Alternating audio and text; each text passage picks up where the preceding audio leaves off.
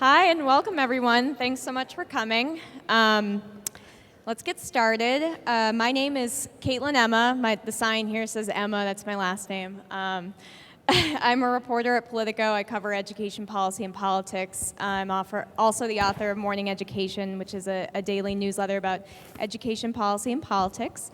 And we're here to talk today about is education stifling digital innovation, which really couldn't be more timely with the passage of the new education law, the Every Student Succeeds Act. I like to call it ESSA, that's my personal preference.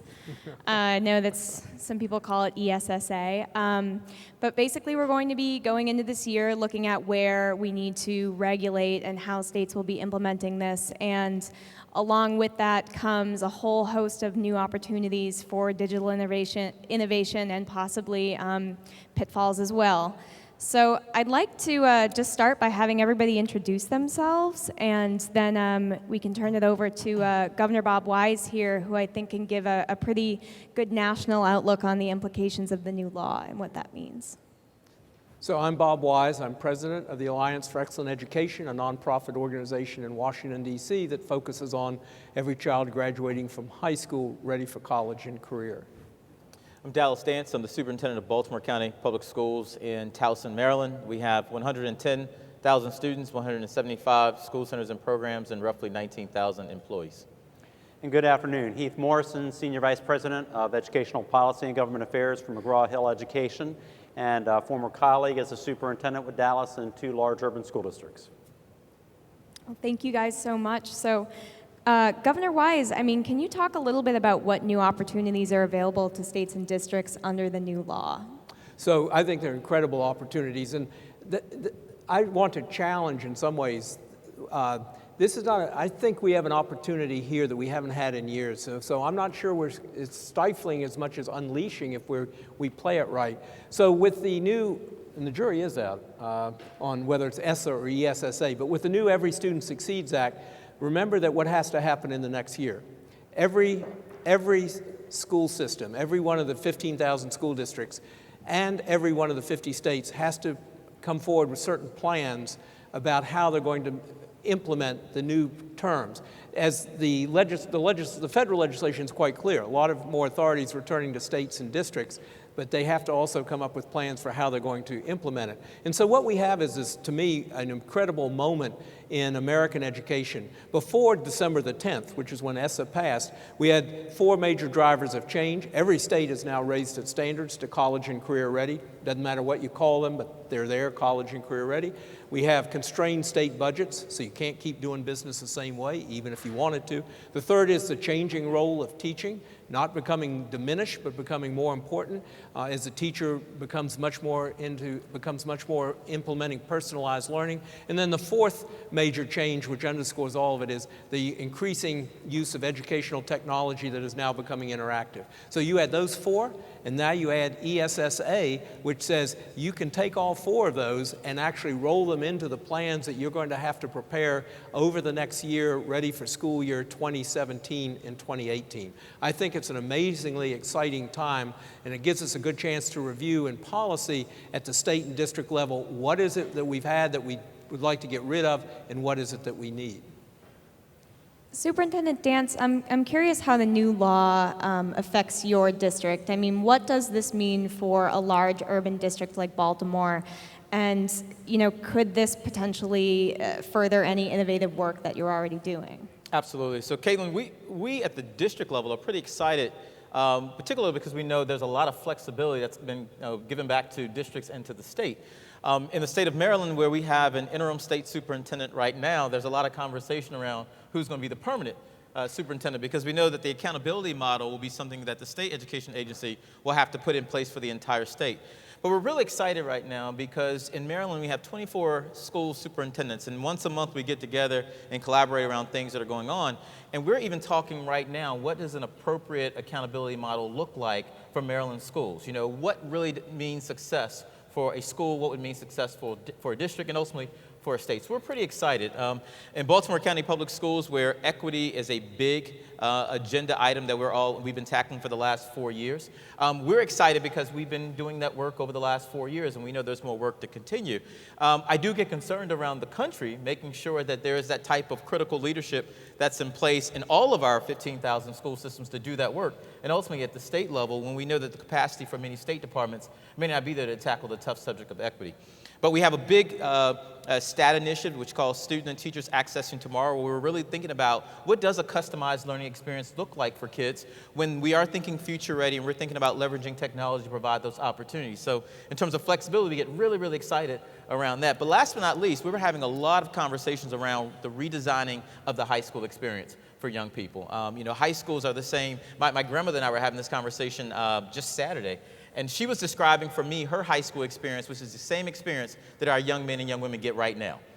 And so when we think about what does that senior year look like, but ultimately what does that 9th grade year look like for young people, I think with ESSA we have an opportunity to say, let's throw the box out of the window of what we think high school should look like for kids, or what it is looking like right now, and say, how do we make sure that kids, when they leave us after 4 last years, that they're ready for whatever the future holds for them? So we get excited in large districts when we know that leadership is critical in terms of implementation.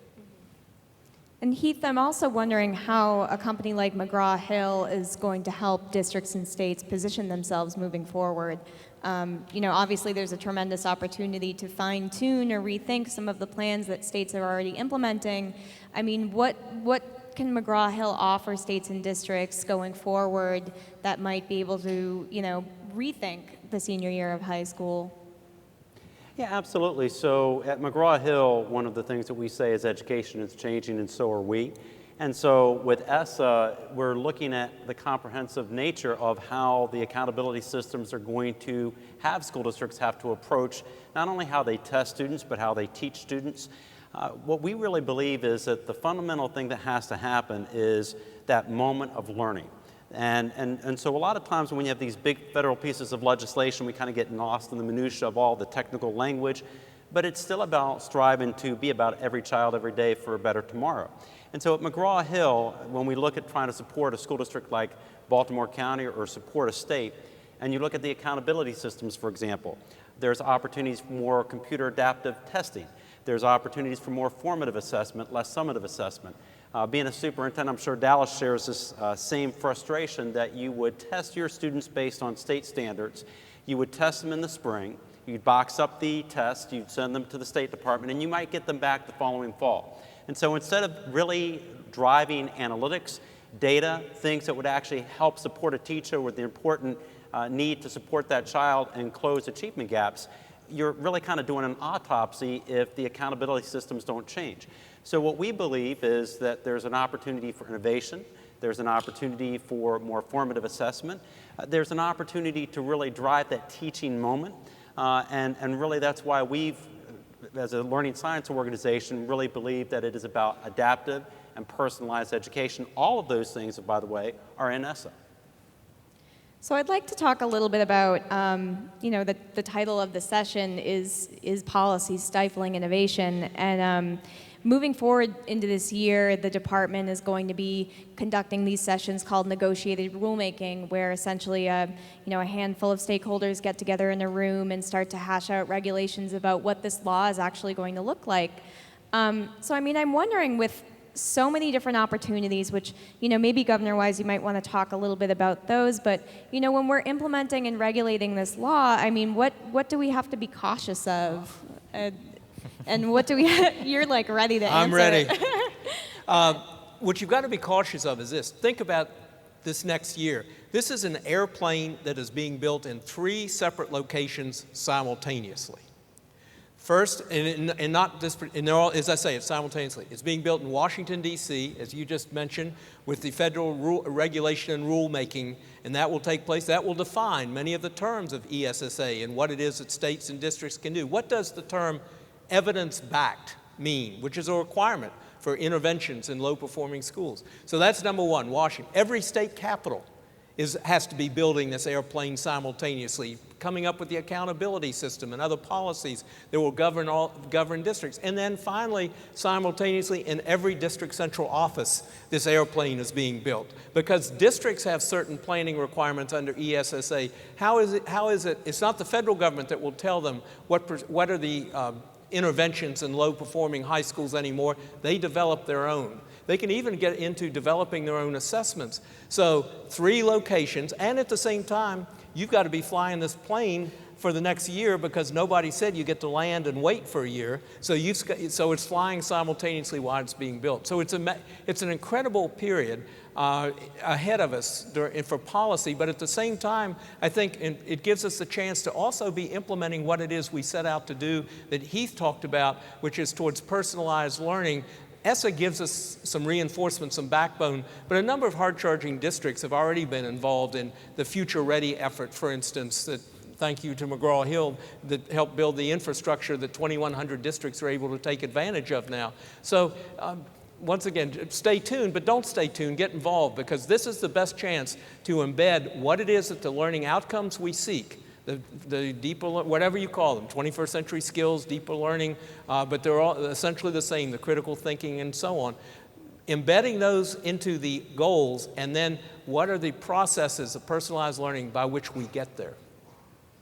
I'm curious, I mean, Superintendent Dance, you obviously are operating within a large urban district. I mean, you must have some concerns about making sure that there is flexibility that was promised to states and districts that's provided in the law. I mean, what would you like to deliver to policymakers if you had to deliver a message to them on this subject? So one of the things I think that most district superintendents are watching right now is the negotiated rulemaking process. We are very excited that Alvin Wilbanks, who's the superintendent of Gwinnett County Public Schools, over 180,000 students. He's a member of AASA. We sit on several groups together. He's going to be representing superintendents on there, and he's one of a couple superintendents on there.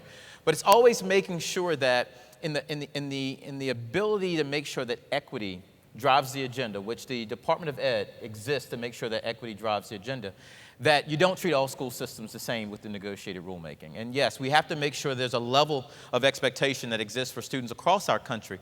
But as the governor said, there are some school systems who've been doing this work for a long time, who have equity built on their agenda, but they also understand the flexibility that's needed to exist to make sure that personalized or customized learning happens. In our school system, to where we're going 1-to-1 in grades 1 through 12, that's really built on our curriculum, but really our building of teacher capacity and administrator capacity to carry that load forward. We want to make sure there's enough flexibility there to allow for us to use funding where needed to make sure we continue investing in our people. 85% of that $1.3 billion budget is all people, so we want to make sure we continue investing in them. But at the same time, we want to make sure that while assessments still be given annually in grades 3 through 8, and of course, and once in high school, we also want to make sure that there's a lot of movement toward what formative assessments and the power of what formative assessments can bring. But not just formative assessments, but formative assessments when we leverage technology to make sure that teachers and administrators can get real-time information on young people and adjust accordingly. But last but not least, we really want districts to continue pushing states around flexibility in terms of time. So a lot of states, and the governor and Heath and I were just talking about this, a lot of states have moved toward eliminating the seat time requirement, but it's not just seat time. How we look at our calendar, how we look at our learning time of how long does a course actually last for kids, but also looking at what does that flexible space and learning environment looks like. So when we talk about flexibility in general, we also want to make sure that we're still an equity agenda that drives the work forward, that still allows for flexibility for school systems who have critical leadership components in place to make it happen. And I think that point is so important. When you pass a law, you pass a legislation, whether it's federal or state, everybody talks about the innovation. Everybody talks about trying to create the education our kids need today. The reality is that for the students today that we have the honor and privilege of teaching, we're going to be having them have jobs that haven't even been created yet. And so we have to make sure that the educational program, the way we teach, the way we assess their competencies, to be able to know what they are able to know and be able to do, have to get them ready for those future workplaces. And so what happens, though, is that, and the governor knows this all too well, there's like this gravitational pull back to doing it the way we've always done it. So despite all the talk of innovation and change, we still want to have seat time. We still want to have grade levels. We still want to have the structures of school the way we know it. And so that does a disservice to our students, it does a disservice to our teachers. And we have to do better than that. And I'll give you an example. So you have many states will pass a law around requiring schools and school districts to still do cursive writing. Now, what I'd say to the audience today is think about when is the last time you actually used any cursive writing? Maybe during, the holiday season when you write a card, maybe you write a personal note.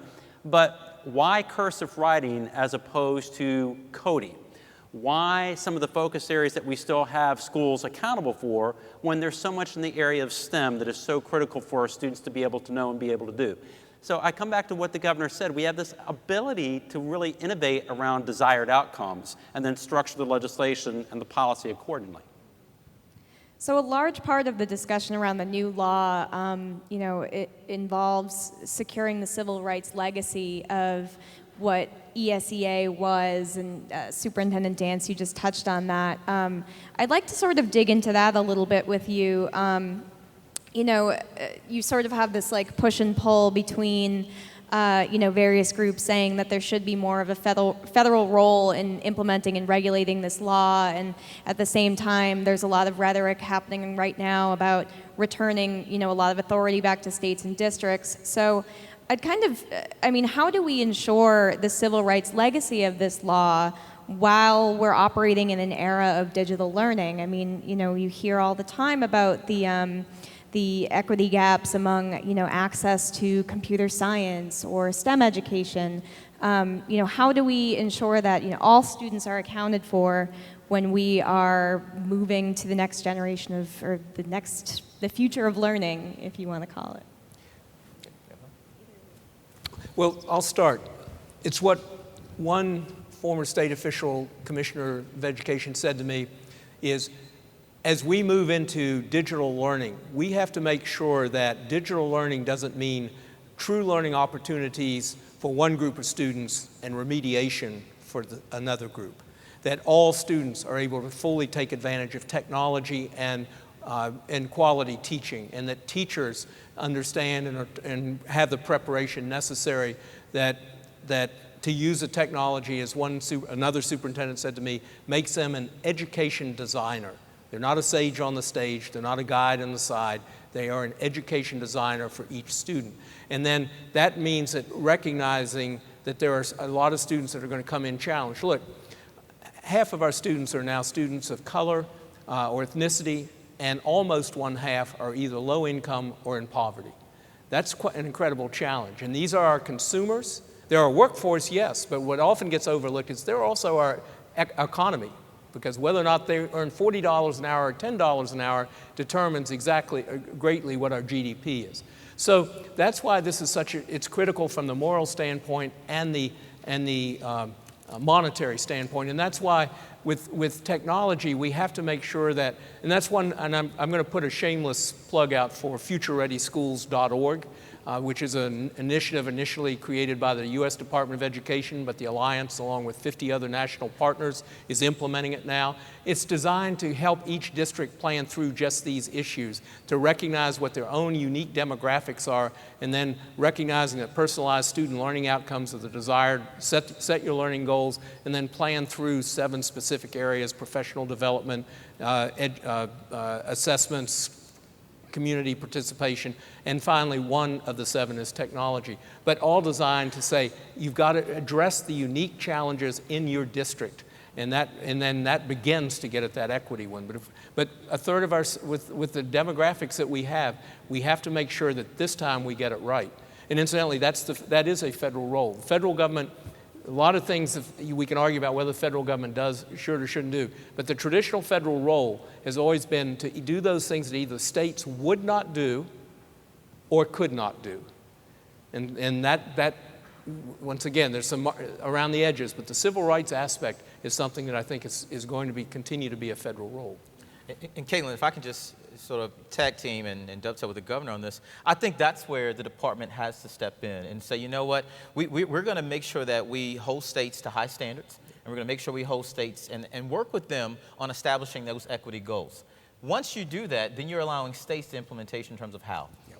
So where the innovation comes in my mind as a district superintendent, is the goals have been set for us, and now we collaborate with our SCA in terms of how that might happen. I collaborate with my other colleagues in the state to figure out how we might assist each other in making that, in fact, happen. But when I think about, even my own school system, which the governor just described, is Baltimore County. Half of our students are students who qualify for free reduced lunch. Over half of our students are students of color, and we have 112,000 students.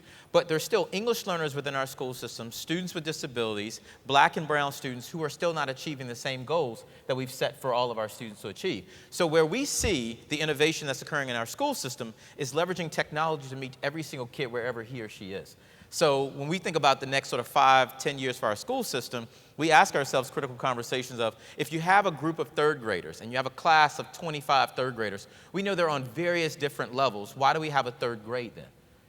And if we can have a school that's set up with 500 students, what might the configuration look like when we're all doing it based on the ability level of a student and what the student has mastered or not as of yet? If you have a third grader, and I have this in our school system, I have third and fourth graders who are ready to take Algebra 1.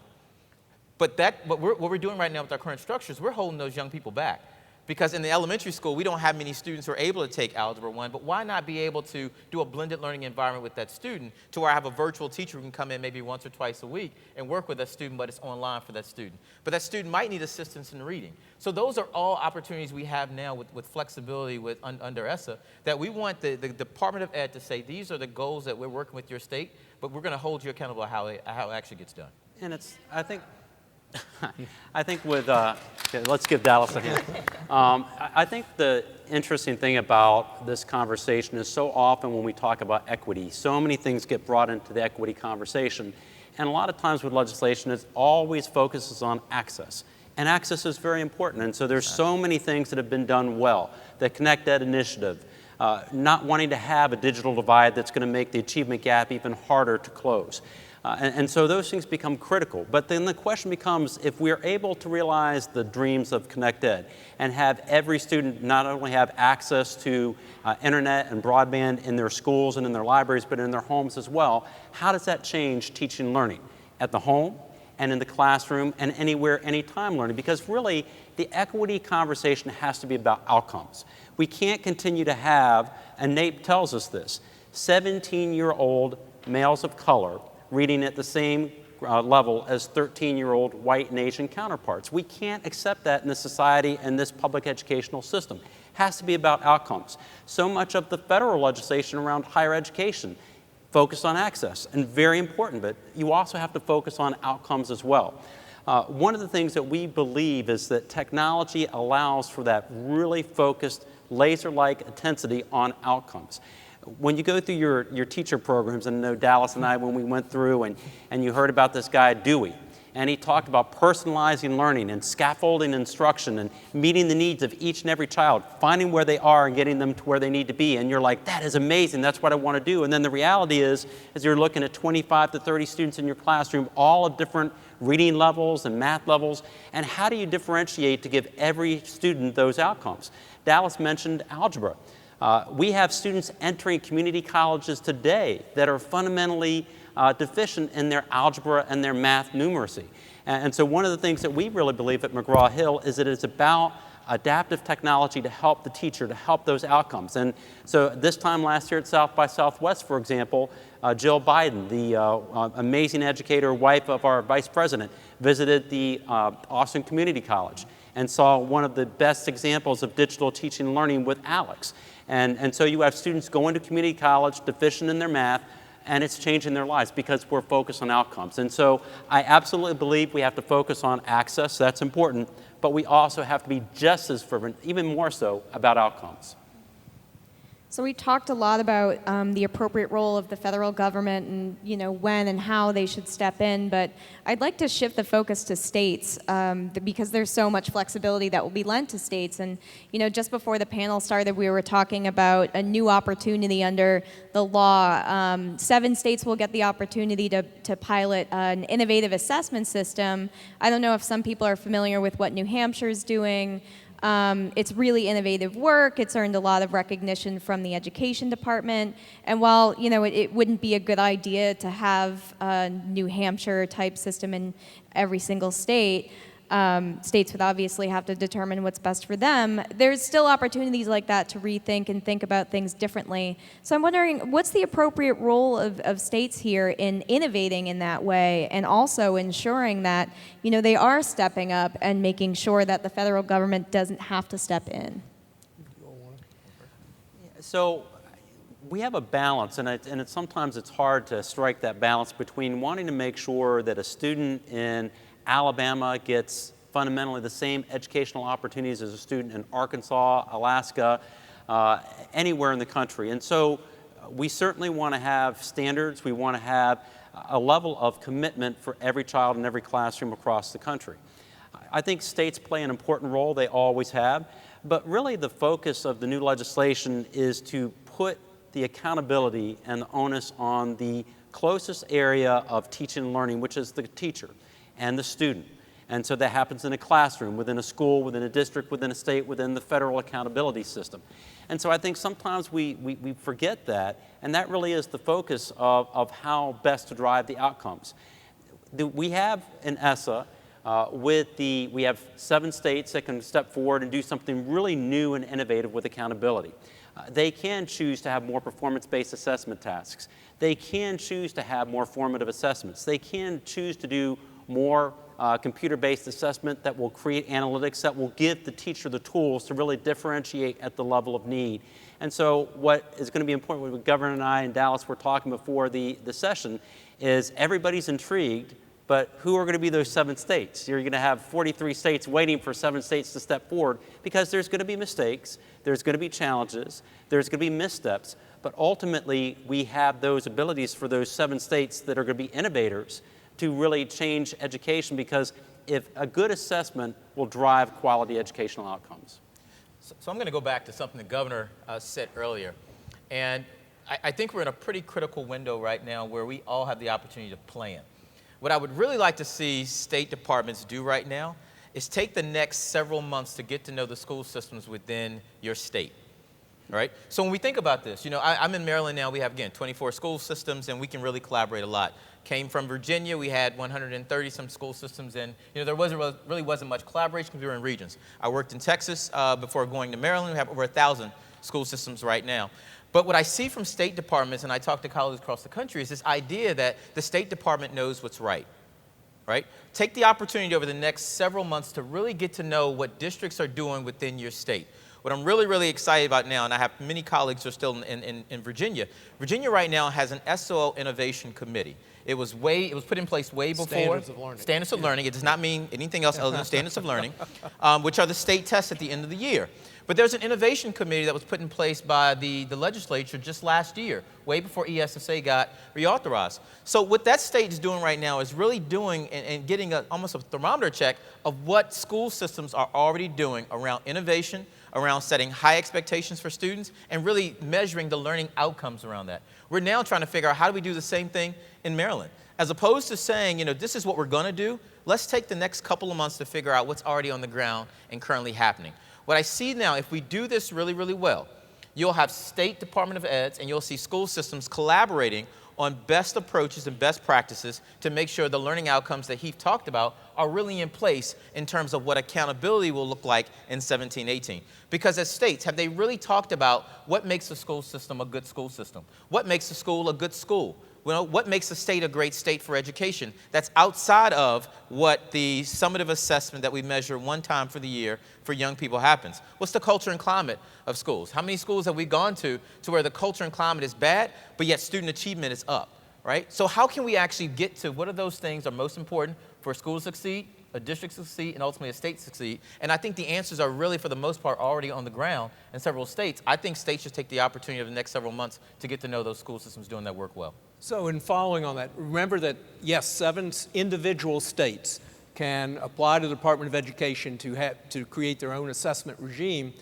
and then additionally, a consortium of up to 4 states can do the same thing. And some of you may recall the old NEPAC, the New England coalition, that actually, where 4 New England states came together to band and to create their own assessment, to create assessments jointly rather than spending money individually. This is what's critically important. About half our states have pretty small populations. My state of West Virginia ought not to be spending millions of dollars trying to develop its own set of assessments that are going to be the same, essentially, as what you're doing in Maryland and what others are doing. And so whether or not you start with Smarter Balanced and Park, or whether or not you work in a consortium. The second part is this. I'll make you a challenge. I hope to be back here in 10 years. Incidentally, I urge everyone to come to the Austin Future Ready Summit, the 25th and 26th of April, to continue this discussion. But I hope to be back in 10 years. And if I'm back in 10 years, this is what I hope I see is we're not having a discussion about assessments as we've known them. We're talking about digital portfolios. We're talking about, as both superintendents have said, we're talking about assessments that are furthering learning, not under the No Child Left Behind scheme seen as being the challenge to learning. And so what is it that technology and innovation permits us to do or will be permitting us to do that truly furthers that learning process? We've got over 100 colleges now that say don't send me the traditional SAT or ACT, I'll take a digital portfolio instead. So how can we improve on that and truly get to personalized learning and also the learning outcomes through better assessments that are necessary? That's what I hope comes out of these pilot projects.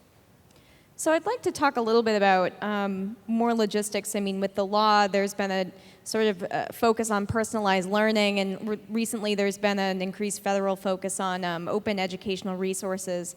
And, obviously there's a lot of promise there. So I'd like to ask you guys, how do we ensure that states, districts, and schools have the flexibility to take advantage of these resources? Whether that's flexibility in decision-making or in spending dollars or in state procurement policies. Does anything need to change or? Well, since I'm not the superintendent and I've never had to run a school system, let me answer first. And then they can come along and say what the reality is. I have had the privilege through the Future Ready initiative of being involved in talking to literally dozens, if not hundreds, of school superintendents. So I'm going to share with you Bob's taxonomy of policy making at the district level. And this is what I've found. At the very base is the urban myth. Many districts seem to me, and I can say this having been in state office, there is a belief that 20 years ago somebody enunciated a doctrine that we still must adhere to. But when you get into it, you find out there's nothing really holding us back from moving forward, dispelling the urban myth. And both these superintendents, some of the hardest charging in the country, have long ago figured out, okay, I move ahead until somebody tells me I can't do it. So first of all, we take out the urban myth. The second is, then is clearing out the legislative and regulatory underbrush, where there really is something that's holding back. The Carnegie Seat Time Unit, for instance. What do we need to do to remove it? It's a lot easier to remove legislation, would be my observation, than to impose it. And then that's the third part of the taxonomy, the pyramid, is actually adopting policies in writing that affirm what it is you want to do. But what I've observed so far is that about 80% is urban myth, or at least people ready to give up if you just move ahead, and then you move on up. So now I turn over to the folks who actually make it happen. I think there's also a portion of it where you don't have unfunded mandates, so you get all this freedom and all this accountability and no funding to do it. So I think it's important to fund the initiatives that we're asking our school districts and our superintendents, principals, and teachers to enact. Your question was about OER and how we think about OER. One of the things I think is really important, and Dallas and I have talked about this, is school districts don't have their own research and development branch. I wish they did. I always looked for that. It would be wonderful. But school districts really depend on quality curation of great digital content, new platforms, technology, things that will unleash the power of teachers and the learning potential of every student the same way that technology can impact every service, medicine or anything else that we depend upon it. I think the thing that is very important as we have this OER conversation, a lot of times people will say, oh, there's all of this and it's free. And one of the things that there's a saying, it's free like a puppy. And you have to say, well, what goes along with the free content that maybe makes it more expensive than initially you would think it would be? I think one of the best things that the federal government can do, one of the best things that states could do, would be to really promote the idea of an open educational ecosystem. By that I mean, and at McGraw-Hill we believe this very importantly, that an open educational ecosystem where every tool, platform, and solution operates on the same standard so that there's interoperability. Nothing is more frustrating than a teacher that opens up their system and they're ready to do something really innovative around technology and the systems don't work together. Or they go to input their grades and there's a different way to input grades for one set of students than another. So when your systems aren't interoperable, that is frustrating, it stifles innovation, and so adopting a set of standards, whether it's IMS Global or anything, that would further innovation and really create an open educational system. What we believe at McGraw-Hill is, and we think that OER has a very important role in the digital ecosystem, but it's a both and with curated content, quality curated content, not an either or. So Heath hit it right on. I'm just going to say ditto. I think OER has a wonderful opportunity within the next several years for us as educators across the country, because I've worked in a district that has 6,000 students that have 3 of us in central office, and I've worked with a district that has 200,000 that has close to 4,000 people in central office. And so to make sure that we all have access to the materials is great. I think the one caveat though is there has to be some type of quality or control check around it. I know when I talk to teachers all the time, they will tell me, we love to go out and find new digital resources and for us to use in our classrooms, but we count on central office to have already done this sort of quality check for us. So I don't want to be using something that is not quality or is not going to help us get the outcomes that we want. The second part of your question, though, is I think one of the areas where when we think about policy, stifling innovation, or things that we have to talk through, we have to tackle procurement laws. Whether it's at the state level or whether it's in local districts of how they procure material. Case in point, we are a very large school system. In many cases in Maryland, we actually will what we call piggyback on other contracts from school systems. That's great for us in terms of time, but also knowing that there's already been some type of RFP process or bid process that's gone forward. But there are a lot of states that don't allow school systems or businesses to be able to do that. Right? So when I think about the procurement of devices, and ultimately, STAT meaning going one-to-one, we will ultimately have to purchase the devices. And we're in year 3 of this work. But when I think about the procurement process for that, Baltimore County has the resources to be able to do that. I also think about the fact that I have about another 15 school systems in Maryland who would love to be able to do something along that work. But then when I think about Maryland, we have that in place. Other states don't have that. So we've got to have some type of conversation around the procurement process, not just for devices when we get to the conversation around devices, but even procurement when we think about textbook selection. I mean, there are several states right now who still have laws that the textbook has to be a hardcover or hardbound book. Right? And if the state's if they're going to give you money for that, then it has to fit into this category. We're just talking about digital resources and digital content there. So we've got to think through, if we're going to really think about innovation and personalized learning, it can't always occur in a textbook. Right? We got to think about how might we give kids content and materials to really fit the level they're on at that moment, and we've got to really tackle those procurement laws around the country in order to be able to solve that. To Superintendent Dance's statement on size, just remember 50% of the districts, at least 50% of the school districts in this country, 15,000 roughly, are 5,000 students or less. I called one time about a technology planning event, and I called for the superintendent, and he couldn't answer the phone because he was out driving the school bus because the bus driver was ill. And so they don't, and so I think it's in terms of the urban districts, is it 20% of students are in about 70 districts. Yeah.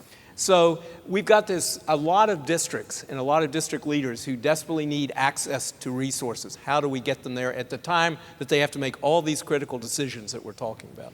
And Caitlin, just one last point on that. Legislation shouldn't be easy and it shouldn't be topical. And by that I mean, a legislator, whether it's a member of Congress or a state legislator, will go into Baltimore County and they'll see an amazing school and they'll see devices. And they'll say, that's the magic bullet. Every child needs a device. Everybody has to go one-to-one.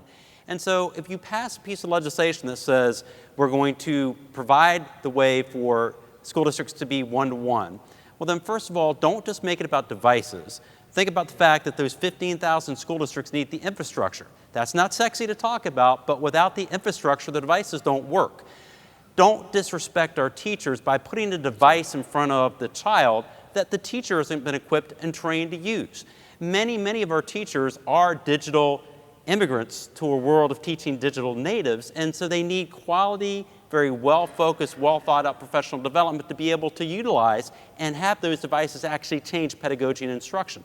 They have to think about digital curriculum, adaptive technology, all those things that really can fundamentally change the teaching and learning process. The devices are the easiest part, but if that's where the legislation leads, then it's going to be doomed to fail, because most of the one-to-one initiatives across this country, very few of them have actually been highly successful. We can do better, and we need to do better.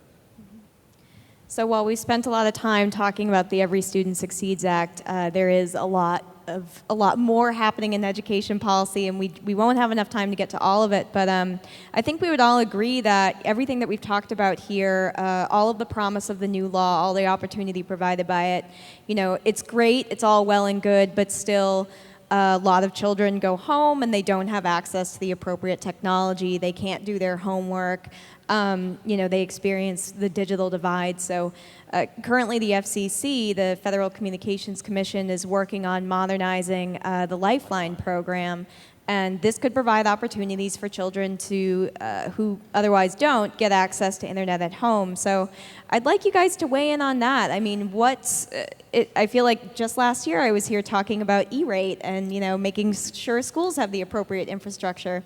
How do we solve for this next step? Absolutely, and we view the work, I view the work that we're doing in Baltimore County. It's not just transforming the lives of kids, but transforming the lives of families and communities as well. We think about our school day. Our kids are in school basically 6-7 hours max. What are they doing to stay connected when they leave? And so in terms of what we've done with our own infrastructure, building it out to our libraries and our parks and rec where a lot of our kids go, that's all well and good. But we're doing a couple of things. One, we're very excited about the work the FCC is doing right now. We know Commissioner Jessica Warson also had really pushed to make sure that after E-rate reauthorization, we looked at Lifeline. But we also are doing a couple more things too. We're working with some of our broadband providers, whether it's Verizon, T-Mobile, whether it's Comcast, to make sure there's affordable home internet access for kids and for families as well. And we're working with our Education Foundation, which is a 501c3, that where we have kids and families who may not be able to support it or afford it, then we are actually being able to provide some type of scholarship opportunity to them. But what I also am excited about is that our IT department, I posed this question to them, and I said, I don't want kids just connected at home, at school, I want them connected at home too. And so through our devices for kids, we actually can leverage the fact that we can actually have kids check out broadband to take home. Yes, we'll be able to provide all the activities so they can download it at school, but then they can take it home, and we've already programmed it with the number of gigs that a kid might need, but actually to give them that broadband access at home as well. And we're setting up now even opportunities in kiosks for families when they're at the school, that then they can actually be able to get connected at school for job opportunities and things like that too. So I think if we can solve the home internet access piece, we're doing a good job on schools, even though we're not quite there yet. We're doing a good job. We've built the case for awareness, and we're continuing to push. If we can do home internet access, think about the power not just for students, but also for families. As we have a lot of families who are going back to community colleges or to get their own type of training so they can move forward in their own careers, if we can connect that, though, we have the power to change this country. You can't have anywhere, anytime learning and commit to equity and commit to not having a digital divide make the achievement gaps even worse unless this is a huge focus. Over 200 school district leaders across the country wrote in support of continuing the Lifeline program. And it was superintendents, as the governor said, small districts, large districts. This is a huge issue in rural communities. And so sometimes we forget that it's not only an issue of economics, but it's an issue of geography based on where students are and their ability to access technology. But again, that's only where it starts. Getting the access is huge. Coming back to the question of what do we do to fundamentally make sure that the access creates a better educational opportunity? What's the training and support the parents are going to need? And so you can't just have the access, you have to engage in parent training and parent engagement programs that help them think about how to use that technology at home to support their child's learning. You have to think about how that's going to, in terms of culturally responsive education. So the access is huge, it's important. We can't take our foot off that pedal. But if we simply limit again to coming back to access, then we're going to not think about how technology really can unleash that power of every child in the learning process. So listening reminds me that I happen to think that the single greatest education reform in my recent lifetime at least has come not from any education agency. It came, about a year and a half ago from the Federal Communications Commission, a 5-person independent board, when it enacted the expansion of E-rate, saying that 99% of classrooms will have adequate broadband access within 5 years. That's a significant reform, and it opens up all aspects of learning. And now the focus is outside the classroom. I just want to add, because I got accused one time of being a raging incrementalist. So let me, in defense of raging incrementalism, let me say that and we've been advocating strongly for Commissioner Rosenworcel's initiatives on closing the homework gap, increasing Lifeline, vitally necessary. But what are some of the short-term workarounds that are possible? Dr. Darrell Adams, and I don't know whether Darrell's in this crowd, I saw him upstairs, Coachella Valley, putting Wi-Fi into school buses and parking them into remote areas of his district, which you've been doing in terms of checking out broadband. Is it possible in some cases to create a learning situation for children that don't have access by providing podcasts, talk about flipping classrooms, providing podcasts for them to review at home, come back into the school? That's not the permanent solution, but let's make sure that they're able to participate as fully as possible in the technological revolution and immediately. So one thing I just thought of asking you guys, and I probably should have asked it when we were talking about the Every Student Succeeds Act, but as states and districts and schools increasingly, look to do more with personalized learning, with computer adaptive testing, anything that you can imagine under the sun in terms of digital innovation, I'm sure there will be questions from parents and privacy advocates on how to handle student data privacy. It keeps coming up as an issue. It's something that there really hasn't been a policy fix for it, and some people feel that, there shouldn't be because it might be too prescriptive. Governor Wise, how do we handle that moving forward? You handle it aggressively, and you all have had to go do the town meetings, but I've earned my lashes on data and privacy. The single greatest challenge to truly realizing personalized learning is not getting data and privacy right. Because if those parents are marching on the central office with pitchforks because they think their child's data is being purloined and taken and sold to somebody, what that means is they're going to opt out of the opportunities that we most need for their children. And so, if I could just share a couple of thoughts. One is get ahead of this issue, don't react to it. Superintendents that I see, and I know you all have been involved in this, explain exactly to parents and the public what you're doing well in advance of them hearing about it. Second is, as one teacher put it to me, Bob, talk in terms of small data, not big data. Nobody's interested in hearing you talk about learning analytics. Make it real in terms of what's happening. How does this data affect the learning process between one teacher and one student, and that student's learning, maximizing that student's learning processes. The third is to, once again, explain in advance. You don't wait for that reaction. It's Thermidorian. Instead, make sure that you're out in front and talking about how important data is, and once again, in terms of small data. I can't stress strongly enough.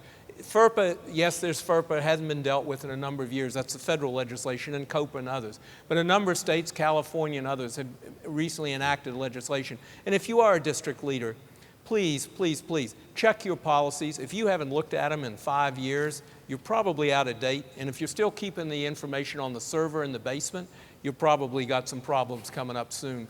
And so, and then be ready to explain issues such as why is the cloud better than where it presently resides. This is one issue, though, we have to get ahead of if we're truly to implement personalized learning. There's 158 odd student data privacy bills across the country right now. And so if you do your quick math, there's 50 states. So, there's lots of legislation floating around about this. Some states, like California, as the governor said, well thought out privacy, where really the focus is to protect the student, to allow innovation and continuing learn. You can't create adaptive programming and platforms without learning what you need to learn from analytics and the data that we're getting. But you don't need to hold a student's data. And so the school, the district, the states, companies all must pledge to protect the students' data, and that is, you just can't compromise on that.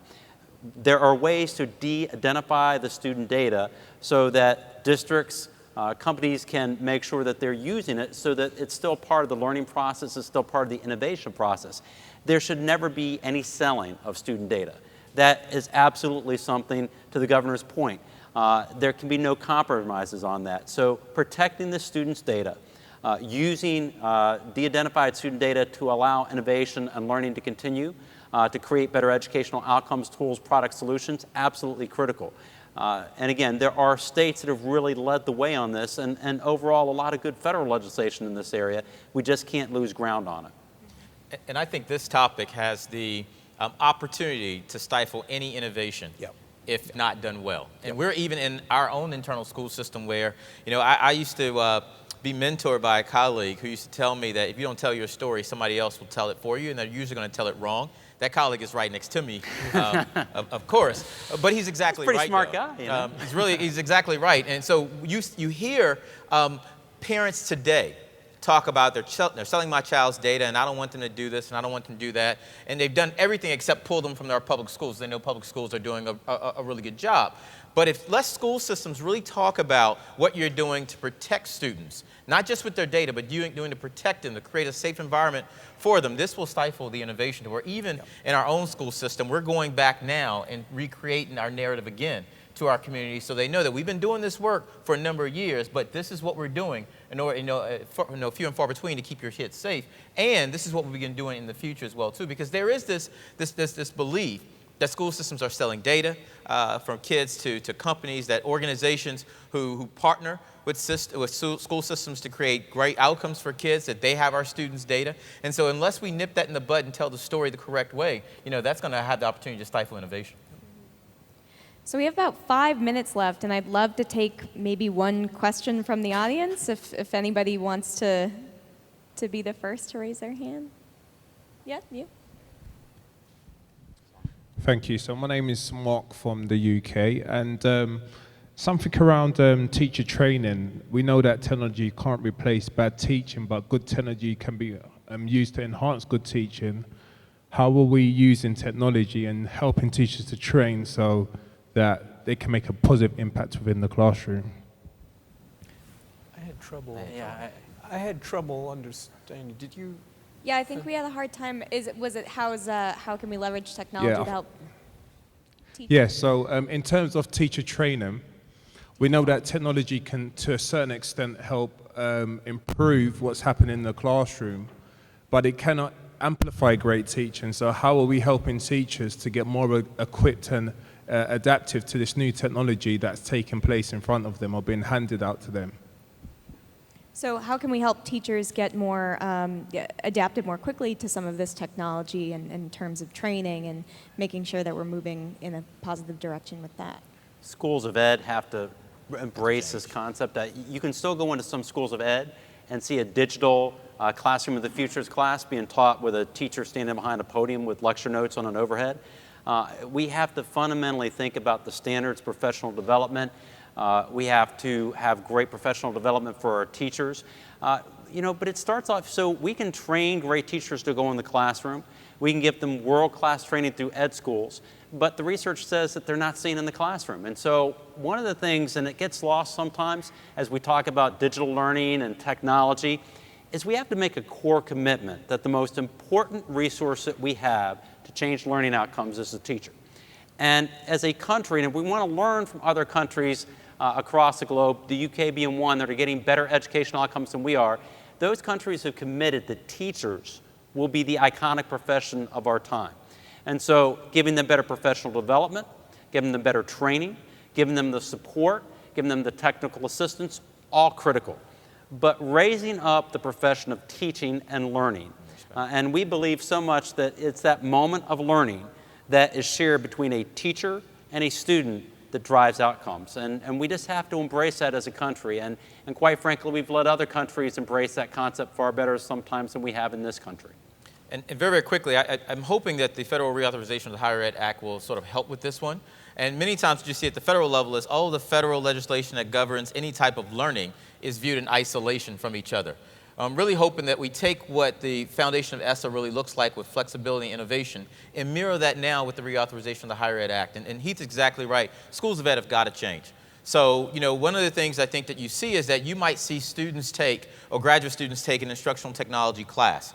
Well, we're having this conversation now that instructional technology isn't a class. Yeah, it's embedded into what you're doing. Yeah. But if you're just taking an instructional technology class, you don't see how that relates to the teaching of reading or the teaching of mathematics or science. The other thing, too, is I think school systems have got to view higher ed the same way higher ed views school systems. So higher ed views school systems, they tell you all the time, we're not getting the graduate that we're expecting to get.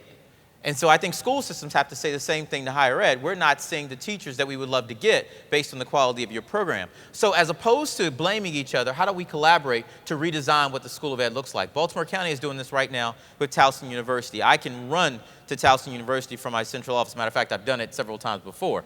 But in doing that, though, what we've said is that how about we design some of the courses along with you based on what we have going on within our school system. Your professors can teach it along with our professionals who can teach it, so folks get access to two quality professionals. And at the same time, why do you have to do everything on your campus? Why don't you do it in some of our schools as well? So based on what you're saying it should happen in classrooms, now you can do classroom observations to see if it's really occurring in classrooms and have some pretty critical conversations around that. But I think that's an awesome collaboration that's existing between a school system and a university. But I also recognize the fact that's not happening across the country. But if we can get some collaboration with K-12 and with higher ed, particularly with federal legislation, but also to really think through the fact that courses should be taught with technology embedded, not taught as a separate, as a standalone, we can see some great outcomes for kids. Yeah, I agree totally with thank you for making that point. I'm going to walk out of this room and I'm not going to say, oh, here's air. Hopefully it's part of my overall environment. And so for technology, effective use of digital learning and personalized learning, it's as much about the teacher as it is the student and benefits the teacher as much. And so that's why it's so important, whether it's teachers that are in small areas or that create their communities of practice that may be across their district line, across their state line, maybe international. And what are the opportunities that we also need to look at in policy that give teachers, for instance, our teachers in the United States spend more time in the classroom than any other developed nation, according to the OECD. They have less time for collaboration, and yet this becomes increasingly more important. Less time for the professional development that's necessary. And I would point out that under ESSA, there is some additional flexibility given under the Title I funds and others about how professional development dollars can be used. So while we're waiting on the Higher Education Act, which may or may not happen this year, well, it only took ESSA, 15 years? Yeah. While we're waiting on the Higher Education Act, there are some opportunities that districts and states can look at for Title I. But the teacher, it is Dr. Dance and Heath also said, I mean, the teacher is the critical unit in how we personalize that opportunity for the teacher to develop himself or herself is, I think, going to be as important as what we're doing for the students. Well, thank you all so much for a great discussion. It's going to be a really fun year moving forward into implementing this new law and a new administration. There'll be a lot to talk about, so please give our speakers a round of applause. Thank you, Governor. I like it. And our moderator. You guys are great. And the moderator. Our moderator. Thanks, Caitlin.